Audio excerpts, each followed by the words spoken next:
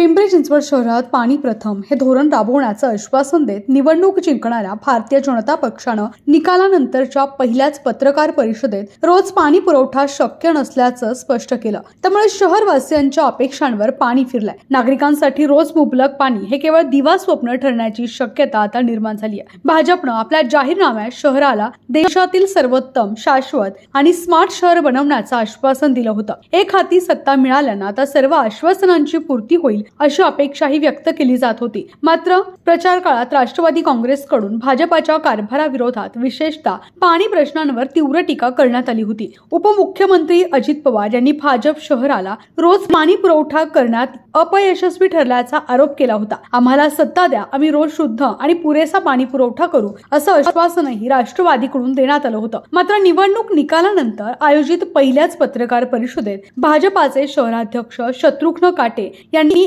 एका प्रश्नाला उत्तर देताना सांगितलं की शहरासाठी आंध्रा आणि भामा आसखेड धरणांमधून अतिरिक्त पाणी आणण्यात आलं आहे। सध्या शहराची लोकसंख्या सुमारे 35 लाखांच्या आसपास असून आगामी 10 वर्षात ही संख्या मोठ्या प्रमाणावर वाढणार आहे। या पार्श्वभूमीवर भाजपनं जाहीरनाम्यात दिलेली भरमसाठ आश्वासनं प्रत्यक्षात पूर्ण होणार की ती केवळ आश्वासनांपुरतीच मर्यादित राहणार हा प्रश्न आता ऐरणीवर आलाय। पिंपरी चिंचवडकरांना रोज पाणी कधी मिळणार की पाणी प्रश्न कायमचा डोकेदुखी ठरणार हे पाहणं आता महत्त्वाचं ठरणार आहे।